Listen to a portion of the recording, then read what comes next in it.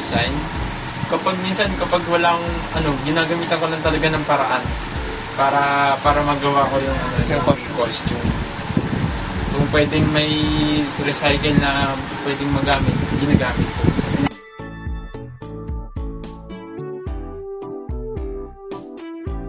Tsaka kailangan yung details maganda.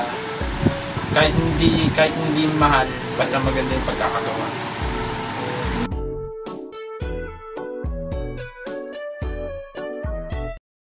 Maintenance ng costume, pagkatapos ng kun, nilalagay ko siya sa box, tinatabi ko lang siya, tapos kapag gagamitin ko siya ulit, nilalaundry ko siya ulit. Tapos ganun lang, kapag hindi siya sa bleach, hindi ko na siya nilalabas.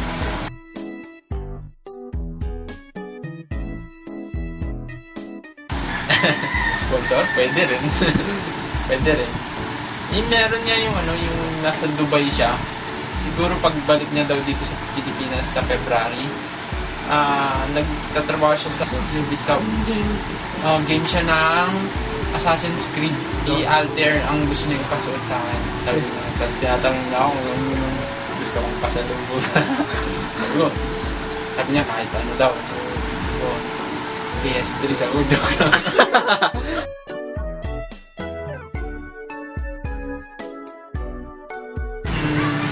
Meron. Si Argel at saka si Aloydia. Si Saka.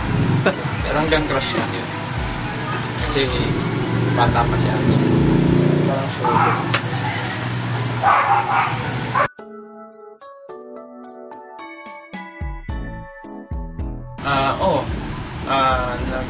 Nag-break up kami nung September. Ito lang September.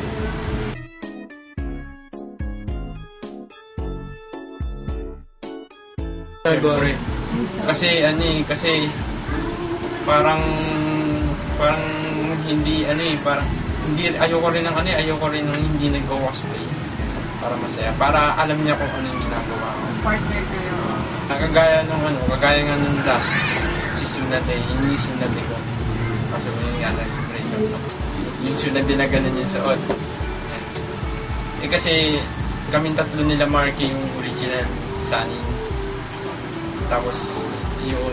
Kaya yun din yung isa sa mga kinakailang ko noon na nagtatampo yun kapag kasama ko si Chay.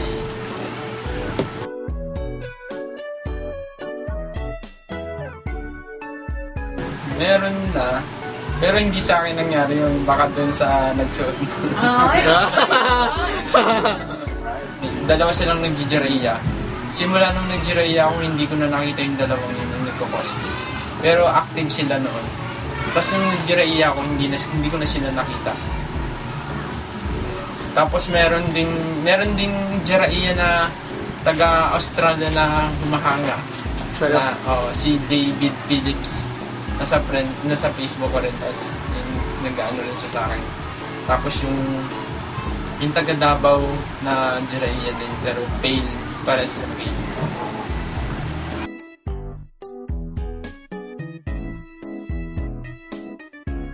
Si Kakashi namin.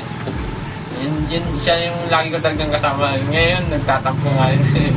Kasi iniiwan ko daw sila sa group. Kaya lang naman ganun. Kasi sa karakter ko nakatago. Susundin ko. Pero hindi ko naman sila iiwan.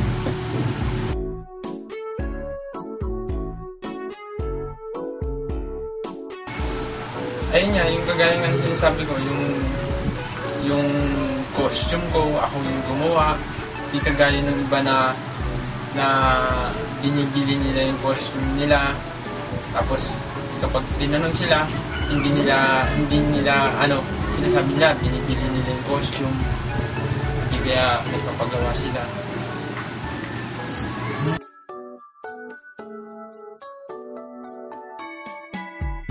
masaya talaga pag, ano yun, parang hindi ko kaya i-explain kapag yung nararamdaman ko pag nagko-cosplay kasi masaya talaga, lalo na kapag kasama mo yung mga kaibigan.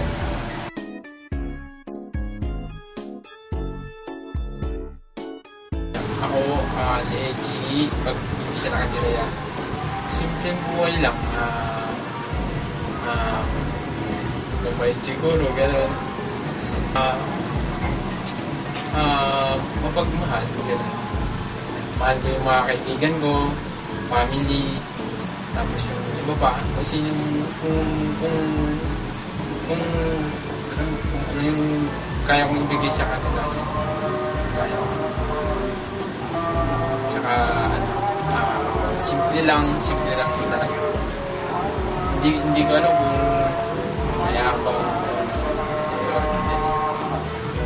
Kahit nasabihin nilang paham, di ba nagsasabi, sikat daw. Parang hindi ko iniisip yung ganun.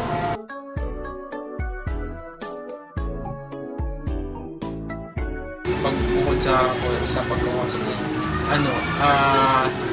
minsan nag-pretending. Yan talaga yung pinaka ko, araw-araw, lalo na kapag wala akong ginagawa. Practice sa mag-blur, minsan 5 AM ng umaga, tapos pupunta ako dun sa may pinagpa-practicean ko hanggang 9 AM. Tapos sa hapon naman 2 PM hanggang 6 o'clock.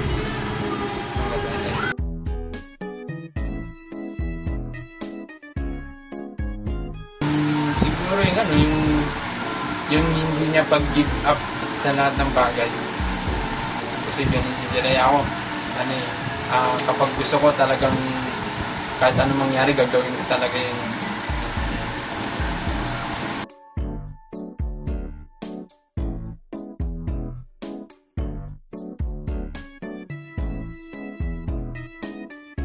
Pagtapos siya ng pag-aaral, pag-graduate, at iba naman yung may diploma eh.